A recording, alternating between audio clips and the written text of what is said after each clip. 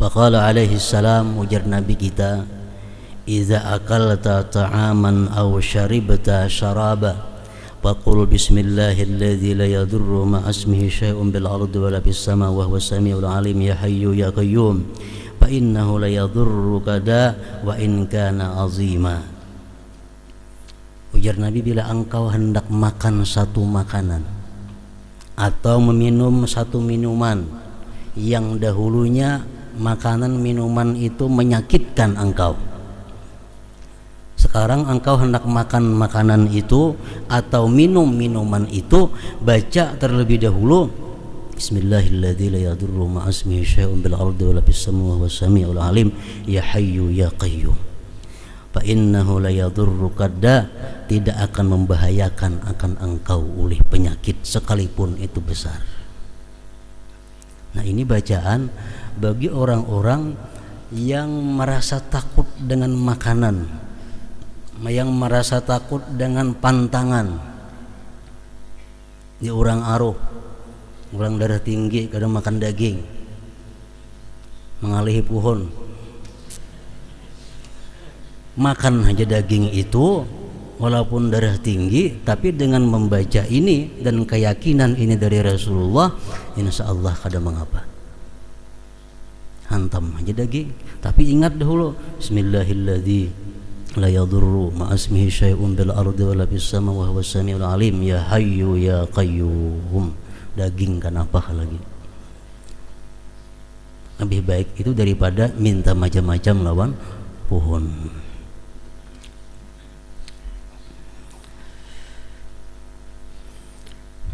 Dalam satu riwayat disebutkan Abu Darda, salah seorang sahabat Rasulullah, beliau ini diberi makani racun oleh pembantunya sebanyak 40 kali kada mampan.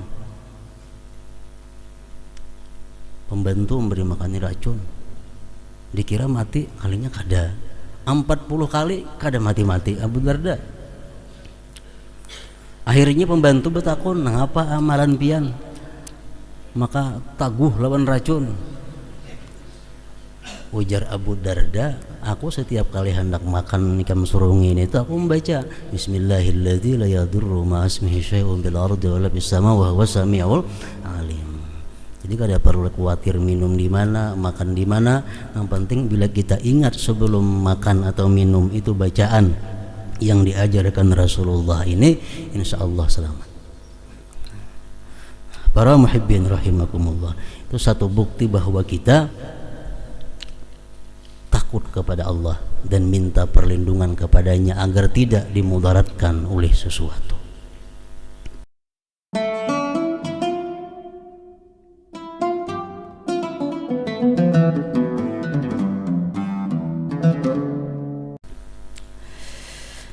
Tidak ada dari kemudaratan, tidak ada dari penderitaan melainkan dari Allah. Wala kashifa illahu, dan tidak ada yang bisa menghilangkannya kecuali Dia. Wa ma min manfaatin, dan tidak ada daripada manfaat illa minhu, kecuali dari Allah. Wala nafi'a illahu, dan tidak ada yang memberi manfaat hakikatnya illahu, melainkan Dia Allah subhanahu wa ta'ala. Para muhibbin rahimakumullah, jadi ada 3 perkara buah keimanan tersebut. Pertama, takut kepada Allah. Kedua, mengharapkan. Ketiga, bersandar kepadanya, berpegang kepadanya. Takut kepada Allah subhanahu wa ta'ala bukan seperti takut kepada harimau. Kalau kita takut kepada harimau, kita lari berjauh. Tapi takut kepada Allah justru sebaliknya, kita dituntut untuk lebih mendekatkan diri kepada Allah subhanahu wa ta'ala. Orang yang takut kepada Allah, orang yang sangat dekat kepada Allah. Kita takut kepada Allah karena Dia bisa membuat kita menderita. Kita mengharapkan sesuatu kepada Allah karena Allah bisa memberikan manfaat kepada kita. Oleh karena itu, para muhibbin rahimakumullah, Rasulullah sallallahu alaihi wasallam mengajarkan kepada kita tentang doa-doa, bacaan-bacaan agar kita terhindar dari segala macam bentuk kemudaratan. Kita disuruh oleh beliau memohon kepada Allah, membaca asma-asma Allah agar dihindarkan dari kemudaratan-kemudaratan itu. Dalam sebuah hadis qala Rasulullah sallallahu alaihi wasallam, ma min 'abdin yaqulu fi sabahi kulli yawmin wa masa'i kulli lailah bismillahilladzi la yadurru ma'a ismihi syai'un bil ardi wala bis sama' wa huwas samiul alim thalatha marrat illa lam yadurruhu syai', rawahu Tirmidzi. Ujar Nabi kita, barang siapa membaca pagi dan sore bisukan kemarian, membaca bismillahilladzi la yadurru ma'a ismihi syai'un bil ardi wala bis sama' wa huwas samiul alim, 3 kali bisukan, 3 kali kamarian, 3 kali. Lam yadurruhu syai', tidak akan memudaratkan akan dia oleh sesuatu juga pun, tidak akan bisa memudaratkan akan dia oleh sesuatu apa juga pun. Kalau kita membaca ratib haddad, ratibul atas, itu sudah ada tebuan bismillahilladzi la yadurru ma'a ismihi syai'un bil ardi wala bis sama' wa huwas samiul alim. Ini salah satu bacaan yang membuktikan bahwa kita takut kepada Allah, lalu kita minta perlindungan kepada Allah dengan namanya. Dalam satu hadis lagi disebutkan, jaa ila Rasulillah sallallahu alaihi wasallam a'rabiyyun wa qala ya Rasulullah inni rajulun sakim wa la yastaqimu at-ta'am wasyarab fi ma'iddati fad'u li bisihhah. Seorang laki-laki Badawi datang kepada Rasulullah. Dia berkata, wahai Rasulullah, ulun ini seseorang yang sakit-sakitan, tidak bisa tetap makanan dan minuman dalam perut ulun ini. Artinya makan napa aja, minum napa aja sakit. Ini orang sudah penyakit komplikasi. Makan napa aja kada cucuk, minum napa aja kada cucuk. Doakan aku wahai Rasulullah bisihhati, dengan sehat. Faqala alaihi salam, ujar Nabi kita, idza akalta ta'aman aw syaribta syaraba faqul bismillahilladzi la yadurru ma'a ismihi syai'un bil ardi wala bis sama' wa huwas samiul alim ya hayyu ya qayyum fa innahu la yadurruka da wa in kana azima.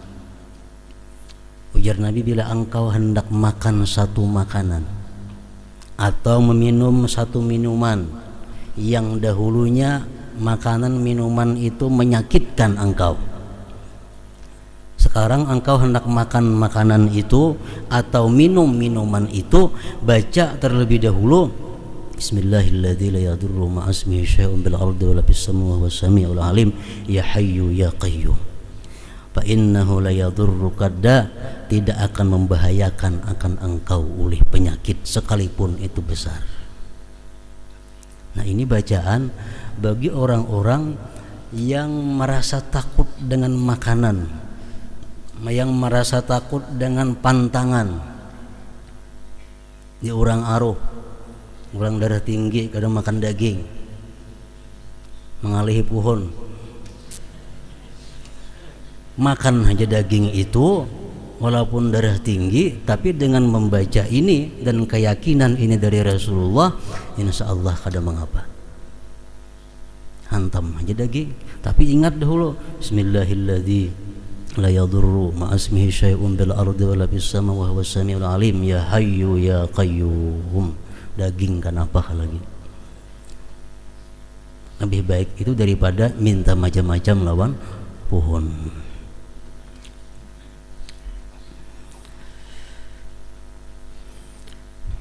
Dalam satu riwayat disebutkan Abu Darda, salah seorang sahabat Rasulullah, beliau ini diberi makani racun oleh pembantunya sebanyak 40 kali kada mampan. Pembantu memberi makani racun, dikira mati, kalinya kada. 40 kali kada mati-mati Abu Darda. Akhirnya pembantu betakon, "Ngapa amalan pian?" Maka taguh lawan racun. Ujar Abu Darda, "Aku setiap kali hendak makan ikan surungin itu aku membaca Bismillahilladzi la yadurru ma ismihi syai'un bil ardi wala fis sama wa huwas samiul alim." Jadi kada perlu khawatir minum di mana, makan di mana. Yang penting bila kita ingat sebelum makan atau minum itu bacaan yang diajarkan Rasulullah ini, insyaallah selamat. Para muhibbin rahimakumullah, itu satu bukti bahwa kita takut kepada Allah dan minta perlindungan kepadanya agar tidak dimudaratkan oleh sesuatu.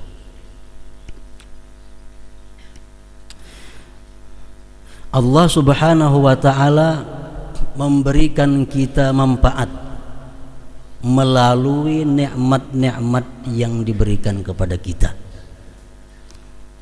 Harta itu bisa Allah jadikan harta yang memberikan manfaat dunia akhirat kepada kita.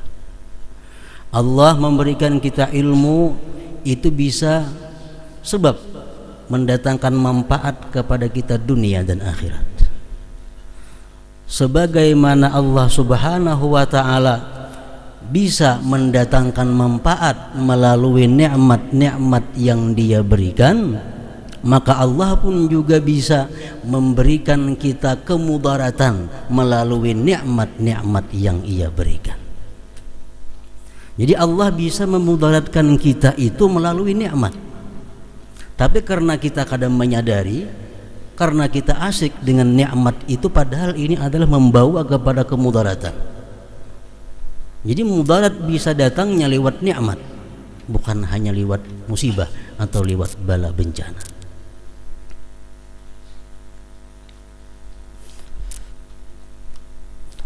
Oleh karena itu, setiap kali datang nikmat kepada kita, kita dituntut bersyukur dan waspada bahwa nikmat ini diusahakan agar bisa memberikan manfaat dunia dan akhirat, bukan membawa mudarat. Kalau mudarat dunia berkesudahan dengan kematian. Kalau kita mati habis. Tapi kalau mudaratnya akhirat, waktunya kada bisa ditentukan sampai kapan habisnya. Para muhibbin rahimakumullah, Allah Subhanahu wa ta'ala menceritakan di dalam Al-Quran tentang orang-orang yang mendapat mudarat melalui nikmat yang Allah berikan. Ada diceritakan di situ, man adarrahullahu bi'ilmi, orang yang Allah mudaratkan dia melalui ilmu. Orang ini sangat alim, dengan kealimannya yang luar biasa itu akhirnya dia menjadi sesat, membawa kemudaratan dunia dan akhirat. Nah, ini artinya Allah mendatangkan mudarat kepada orang itu dengan ilmu, padahal ilmu itu nikmat dari Allah Subhanahu wa ta'ala. Dalam Al-Quran diceritakan, watlu alaihim naba'alladzi atainahu ayatina fansalakha minha fa'atba'ahu syaitan fakana minal ghawin. Bacakan olehmu hai Muhammad atas mereka umat berita orang yang kami berikan dia ayat-ayat kami, maka dia pun terlepas daripada ayat-ayat itu dan mengikuti akan dia oleh syaitan, dan jadilah dia orang-orang yang tersesat. Menurut sebagian ulama tafsir, ini ayat adalah cerita tentang seorang yang sangat alim disebut dengan Bal'am bin Ba'urah. Contoh, mungkin ada ribuan lain Bal'am yang lainnya. Orang yang begitu alim tapi justru dimudaratkan oleh ilmunya.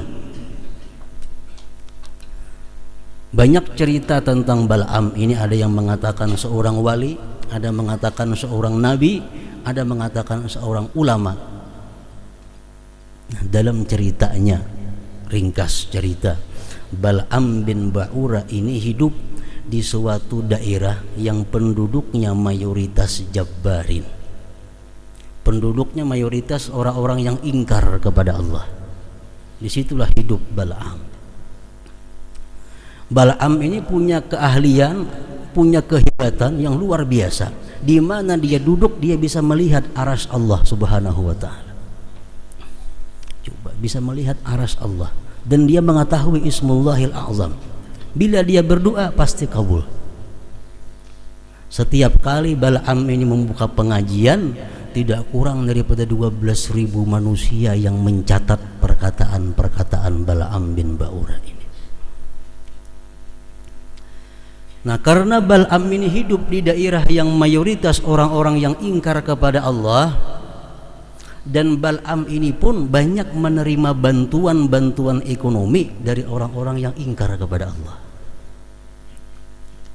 Urusan makannya, urusan rumah tangganya dibiayai oleh orang-orang yang ingkar kepada Allah, karena hidupnya di tengah-tengah orang yang ingkar.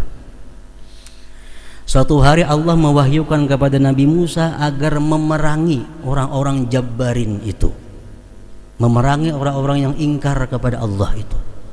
Nabi Musa berangkat dengan ribuan pasukan menuju daerah Jabbarin, yang daerah itu ada ulama besar Bal'am bin Ba'urah. Begitu orang-orang Jabbarin mengetahui Nabi Musa akan menyerang kampung negeri mereka, mereka datang kepada Bal'am. Wahai Bal'am, engkau berdoa kepada Allah agar Musa dikalahkan, agar Musa berpaling, kada jadi menyerang kita. Biar Bal'am, aku kada bisa berdoa. Itu Musa Nabiullah, beserta Musa ada malaikat-malaikat Allah. Kita kada bisa berdoa untuk mengalahkan Nabi Musa. Akhirnya karena dibujuk rayu oleh orang-orang Jabbarin ini, akhirnya Bal'am membuka satu rahasia yang dia ketahui. Ujar Bal'am bin Ba'urah, kalau kalian hendak mengalahkan tentara Nabi Musa itu sebuting aja. Karena waktunya menyerang kampung kita, bebinian terunakan semuaan. Bebinian di muka, pakai segala macam perhiasan.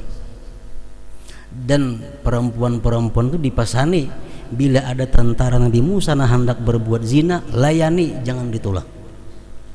Karena satu orang aja yang berzina daripada pasukan Nabi Musa, dia akan kalah. Nah, itu rahasia ilahi yang diketahui oleh Bal'am. Begitu Musa dengan pasukannya menyerang negeri Jabbarin, mereka memakai saran Bal'am, perempuan-perempuan di permukaan pasukan.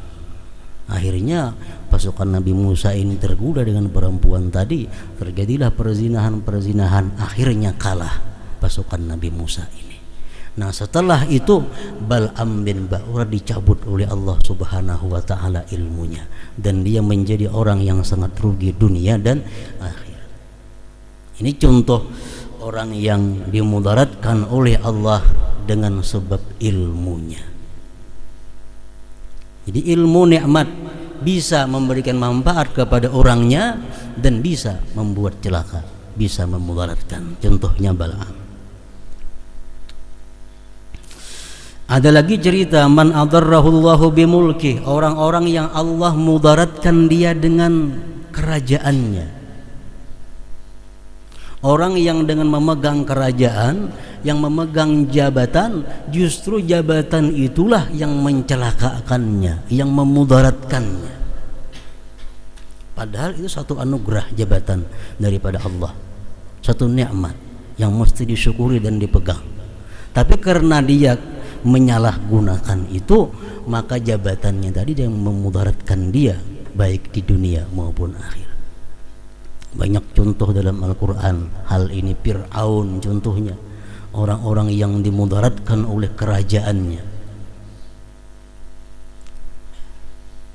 Namrud contohnya lagi dalam Al-Quran.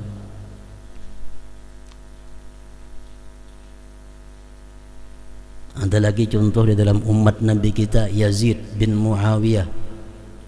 Yazid bin Muawiyah ini orang yang haus dengan kekuasaan, yang haus dengan kerajaan. Begitu dia menjadi raja, dia khawatir kalau ada rakyat, kalau ada orang lain yang bisa mempengaruhi kedudukannya sebagai raja. Akhirnya karena Yazid ini sangat cinta dengan kerajaan kedudukannya, dia berani menyuruh membunuh kepada cucu Rasulullah Sayyidina Husain radhiyallahu an. Karena selama masih hidup Sayyidina Husain, kerajaan Yazid selalu terancam karena rakyat cinta kepada Sayyidina Husain. Nah, ini contoh orang-orang yang dibinasakan, dimudaratkan dengan sebab kekuasaan kerajaannya. Tidak sedikit orang-orang yang membunuh lawan politiknya, orang yang menahan lawan politiknya, orang yang memfitnah lawan politiknya. Ini adalah semua dimudaratkan oleh kekuasaan yang dia kuasai. Nah, minhum man adarrahullah bimulkih. Ada lagi man adarrahullahu bimali, orang yang Allah mudaratkan dengan hartanya. Harta nikmat anugerah Allah. Harta bisa membawa manfaat kepada pemiliknya, dan harta bisa membawa mudarat kepada pemiliknya. Ada manusia yang Allah berikan manfaat melalui hartanya, ada juga yang Allah berikan mudarat melalui hartanya. Ada yang mudarat dunia karena dia dapat sepeda motor, tabrakan mati, mudarat karena hartanya. Kalau mudarat dunia berakhir dengan kematian. Yang lebih berbahaya adalah kemudaratan akhirat atau kemudaratan agama. Al-Quran menceritakan Qarun, contoh manusia. Qarun contoh manusia yang dimudaratkan oleh hartanya. Qarun menurut satu riwayat sepupu oleh Nabi Musa alaihissalam. Orang yang sangat alim dengan Taurat, orang yang sangat merdu membaca Taurat. Bahkan Qarun termasuk 70 orang yang dipilih Nabi Musa untuk mendengar kalam Allah Subhanahu wa taala di Gunung Tursina, termasuk Qarun.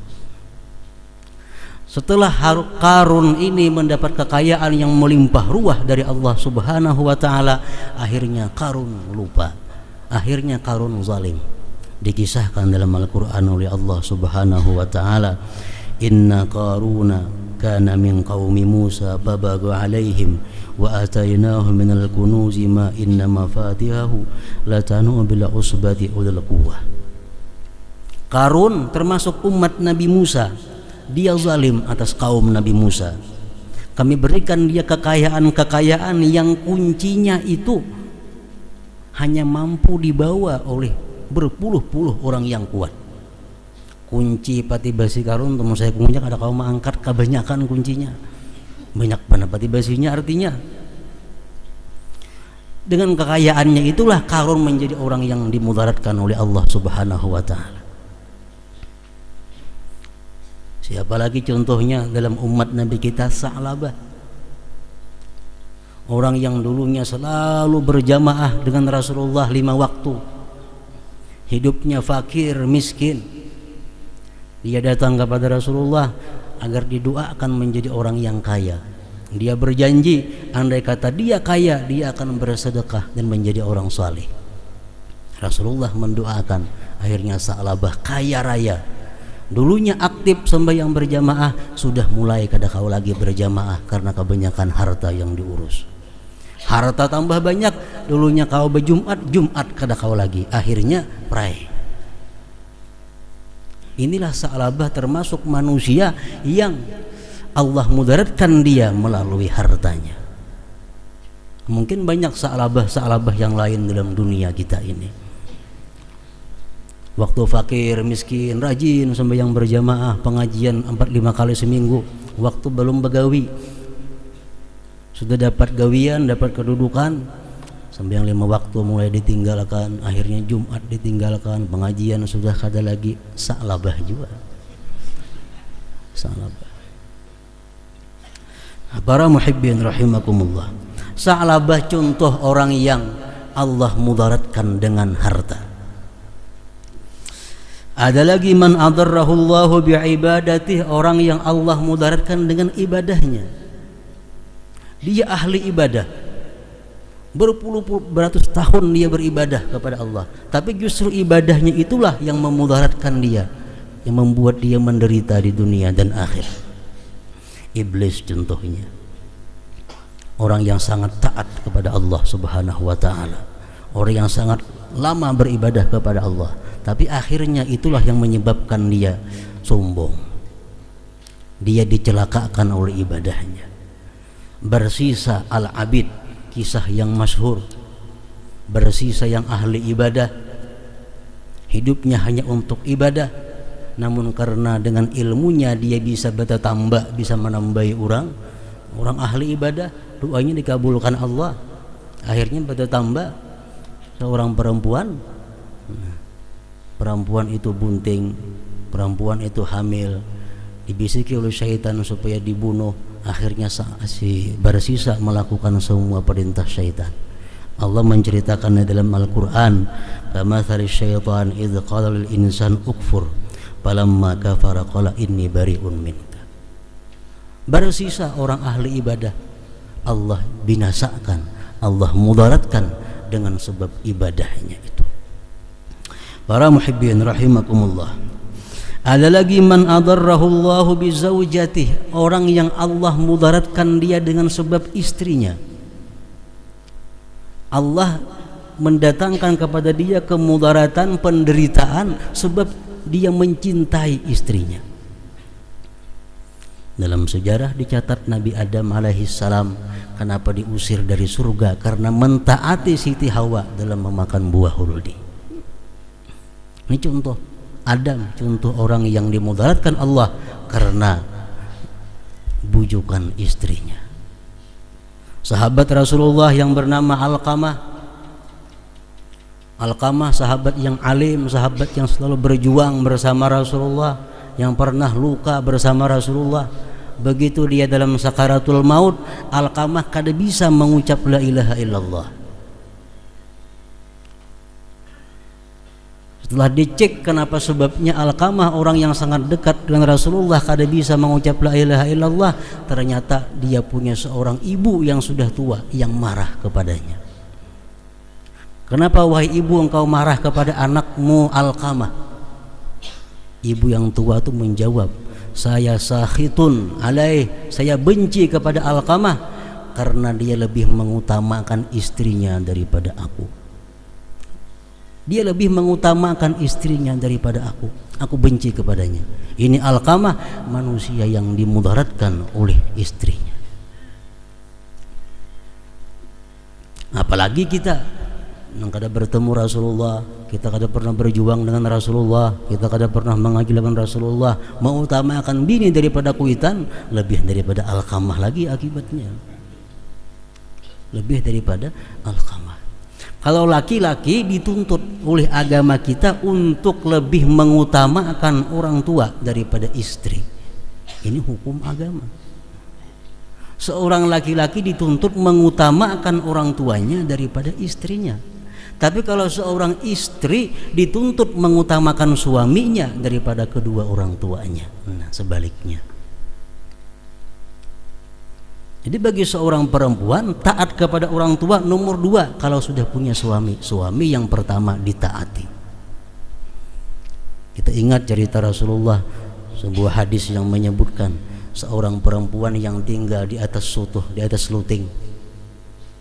Lakinya hendak musafir, berpesan, wahai biniku, selama aku musafir ikan jangan turun apapun yang terjadi. Musafir na laki. Di lantai di bawah luting rumahnya, di lantai di bawah kuitan si bini-bini. Meninggal dunia abahnya. Hendak diturun, laki madahkan jangan turun. Hendak kada turun, kuitan mati. Diutus kepada Rasulullah utusan, kayak apa wahai Rasulullah ini? Apa jawab Nabi kita? Ati'i zaujak, taati suami engkau. Padahal kuitan mati nih di bawah, tapi jar laki jangan turun selama aku musafir. Berarti taat kepada laki lebih utama daripada kepada orang tua. Kada turun nang bini, karena jar Nabi jangan. Setelah selesai dimakamkan itu orang tua, Rasulullah menyampaikan kabar bahwa orang tuanya diampuni oleh Allah Subhanahu wa taala karena punya anak perempuan yang bakti dengan suaminya. Jadi sebaliknya lawan laki-laki tadi. Setelah Alqamah mendapat ampunan keridhaan dari ibunya, baru Alqamah bisa mengucap akhir kalam dengan la ilaha illallah. Ada lagi orang man adarrahullah biwaladihi, orang yang Allah mudaratkan dia dengan sebab anaknya. Banyak. Gara-gara anak jadi garing, gara-gara anak jadi stres, gara-gara anak jadi melakukan yang haram, gara-gara anak jadi macam-macam. Karena kesayangan lawan anak. Anak nikmat oleh Allah, padahal nikmat itulah yang membuat dia celaka. Banyak cerita hadis yang mengatakan bahwa orang tua yang di dalam surga diseret ke neraka karena anaknya. Nah, inilah contoh-contoh bahwa Allah Subhanahu wa ta'ala itu maha memudaratkan. Allah bisa memudaratkan kita melalui apa saja, baik itu nikmat atau melalui musibah. Kita dituntut para muhibbin rahimakumullah untuk selalu waspada, untuk selalu hati-hati setiap kedatangan nikmat daripada Allah. Kenapa sebabnya? Karena jangan-jangan nikmat inilah yang membuat aku menderita dunia dan akhirat. Makanya kada boleh minta kekayaan kepada Allah, kada boleh minta kepangkatan kepada Allah. Kenapa sebabnya? Karena kita kada tahu barangkali itu yang mencelakakan kita. Boleh minta kekayaan kepada Allah asal dikaitkan jika itu membawa kebaikan bagiku.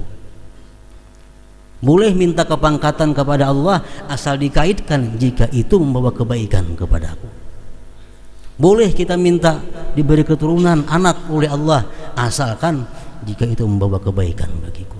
Karena kalau kata dikaitkan demikian, barangkali kita minta sesuatu yang membahayakan diri kita sendiri.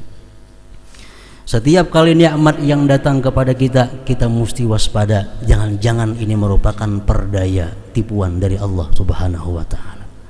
Allah menyatakan dalam Al-Quran, "Fala ya'manu makrallah illal qaumul khasirun." Tidak ada orang yang merasa aman daripada tipu daya Allah kecuali orang-orang yang rugi. Datang nikmat, ini Allah sayang doaku. Datang nikmat, ini doaku kabul. Belum tentu itu. Barangkali nikmat yang kita gembira itulah yang membawa kita kepada celaka di dunia dan akhirat. Dan jangan sekali-kali setiap datang musibah dianggap sesuatu yang jelek, dianggap sesuatu hal yang menyakitkan, karena barangkali Allah bisa mengirim manfaat kepada kita melalui musibah yang tidak kita sukai itu. Para muhibbin rahimakumullah, semoga Allah Subhanahu wa ta'ala selalu memberi kita hidayah, taufik kepada jalan yang lurus dan diridainya. Amin ya rabbal alamin. Wa ila hadratin Nabi sallallahu alaihi wasallam. Al-Fatihah.